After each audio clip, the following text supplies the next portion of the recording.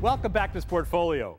The long-awaited Barclays Center in Brooklyn opened at the end of September with a series of concerts by Jay-Z. But the arena is best known as the new home of the NBA's Brooklyn Nets, the first pro franchise to play in the borough since 1957. Brett Yormark is CEO of the team and the building, and he invited us in for a close-up look. It's been about an 8-year journey, a little longer for Bruce Ratner, the principal owner of the Barclays Center. For Bruce, I think it's more like 10. It took a little longer than expected, but I think we learned a lot along the way. In many respects, we learned what to do and what not to do. The building is magnificent. It is everything we thought it would be and more. What truly became very evident early on is that fans in this market voted no for PSLs. We did, in fact, give people price certainty over a 3-year period, so all of our premium seats have been committed to on a 3-year basis. I also think what people are looking for in the market is value, and that was the number one piece of feedback we got from our research. People don't mind paying a premium, but they want value that's commensurate to paying that premium. We introduced what we call our All Access Pass. That All Access Pass is on a 3-year basis, it's price certainty, but you get pre-sale all access to all the events here at the Barclays Center. So yes, you're a Brooklyn Nets fan, but you might be a fan of a concert or a family show or a college basketball game. Being a Brooklyn Nets season ticket holder gave you the access to all those events, and I think that was great value that we were able to pass along to the consumer. The All Access Pass is also an all-inclusive pass as it relates to your food experience here at the Barclays Center, whether it's going to a club or going to some of the fixed concession stands. All you do is get your ticket scanned and you can eat as much as you want. And I think that was another value-added enhancement that many of our fans gravitated to. Our suites, very similar. We realized that there were many companies that were priced out of the suite market throughout New York, and we introduced what we call our Loft Suite. The Loft Suite is a 10-seater versus the traditional 16. It's more manageable from an entertainment standpoint, but it's also priced to sell. There's always going to be a premium market, that's for sure. And we've got some great premium spaces in this building. The Vault is probably the most premium of all of our spaces. It's 11 suites on the event level. Common area is a champagne bar. Not only do you get 8 seats for every Nets game, but you get 8 seats for all the other events here at the Barclays Center. And a really nice environment in which to go and entertain your customers. So very excited about our premium offering, but at the same time, if you're a company that is a little bit more mindful of your hospitality spend, we've got a product for you also. Go Brooklyn!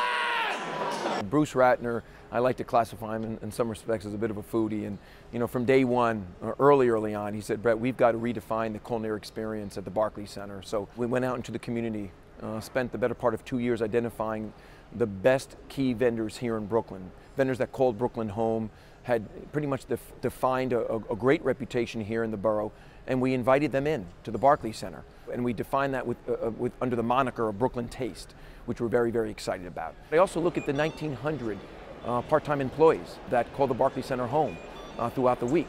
90% of them are from Brooklyn, and we've coined the phrase of Brooklyn's best. They all are part of Brooklyn's best, and they were all trained by Disney Institute. One of the things we knew was going to resonate was the customer experience and how people were going to be treated.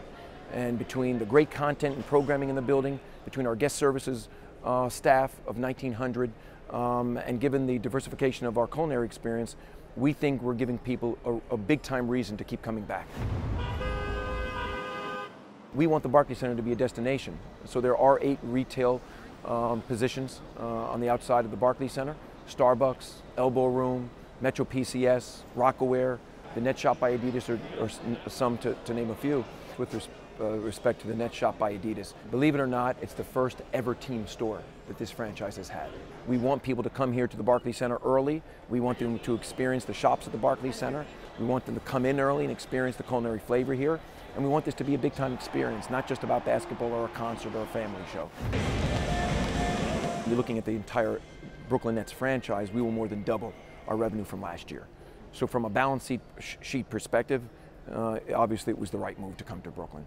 You've got 2.6 million people in Brooklyn, and on the heels of Lower Manhattan, New York companies are all wanting to break into this marketplace, and they want to do it with and through the Barclays Center. So I think there's upside on sponsorship.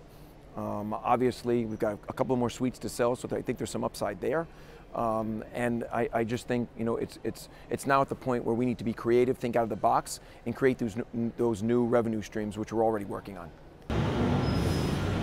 If you're from Brooklyn, we want this to be an extension of your home away from home. And you'll recognize the concession stands and some of the key vendors that you visit on a daily basis. You'll find that here. You'll see people that live down the street or neighbors that work here, and they're part of the Brooklyn Best staff. And I think it's a great home feeling. And then for those that are coming from Manhattan or other places that might not have been to Brooklyn over the course of the last couple of years or might be visiting for the first time, I think they're going to find something that's very chic and urban about how we're projecting both the team and the building. And I think in many cases, people are going to gravitate to that. But one thing is a common denominator, and that's how you're treated. And I think everyone, whether you're from Brooklyn or outside of the borough, you want to be treated like a celebrity. You want to be treated special, whether you're sitting in a $15 seat or a $1,500 seat. And that is our number one goal. It's been a goal since I started here 8 years ago. It's a mandate from ownership, and it's something that we're going to reinforce not only now, but into the future. The Barclays Center made headlines last week when the NHL's New York Islanders signed a 25-year contract to play in the building starting in 2015. The additional 40 to 50 guaranteed sports dates should drive suite sales and help bring retail tenants to the complex. We'll speak with developer Bruce Ratner in the coming weeks about the impact of hockey on the Barclays project. But coming up, the answer to a pressing NBA question. As a championship ring made LeBron James more popular, and at least one key metric, the numbers tell the story. And here's our Sportfolio stumper. What was the last team to win the NBA championship and also lead the league in attendance in the same season? Answer when we come back.